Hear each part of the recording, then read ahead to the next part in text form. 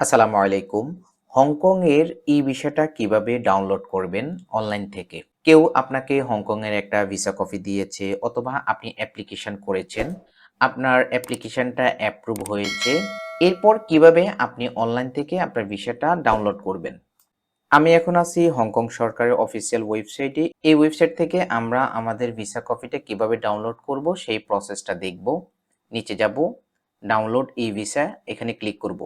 একটা পপআপ ট্যাবে নিয়ে আসবে, স্টার্ট অপশনে ক্লিক করব, ডিক্লারেশনে চেক মার্ক করব, স্টার্টে ক্লিক করব, অ্যাপ্লিকেশন রেফারেন্স নাম্বারটা লিখে দেব, কন্টিনিউ অপশনে ক্লিক করব, ডেট অফ বার্থ দেব, এই ক্যাপচা কোডটা লিখে দেব। চাইলে আমরা এটা চেঞ্জ করতে পারি। কন্টিনিউ অপশনে ক্লিক করব। এরপর গুরুত্বপূর্ণ কাজ, applicants travel document number first 4 digit.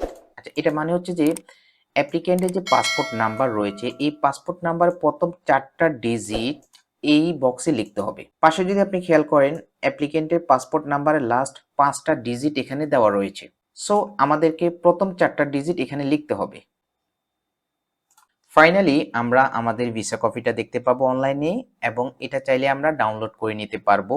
নিচে যাব, নিচে আমরা ডাউনলোড অপশনে ক্লিক করলে আমাদের ভিসা কপিটা ডাউনলোড হয়ে যাবে। ওকে, এই হলো আমাদের ভিসা কপিটা।